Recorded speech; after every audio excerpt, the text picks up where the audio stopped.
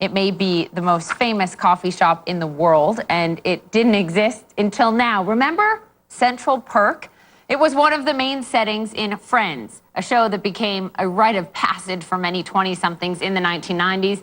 And it's back here in New York City. A pop-up replica opened this weekend in Manhattan. It will be there for 1 month. It is part of the 20-year anniversary celebrating that show that introduced us to Rachel, Ross, Joey, Chandler, Phoebe, and Monica. None of their good times would have been possible without the ever-faithful barista, Gunther, serving them up coffee. I went down to Central Perk to meet the actor, James Michael Tyler, and I started by asking him, what was the recipe for such a successful show?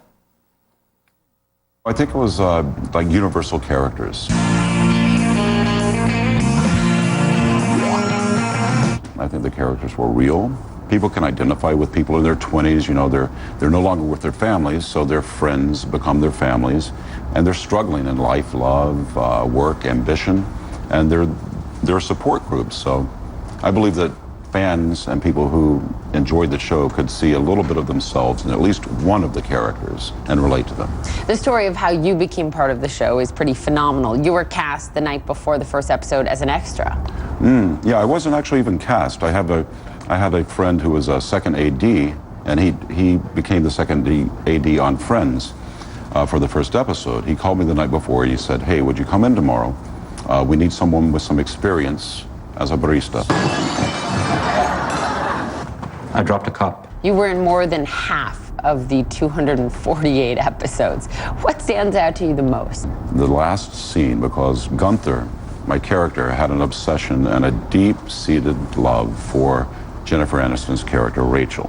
So he does finally get to express his love to Rachel, and she rejects him once again, but in a very kind way. So it gave the character some closure.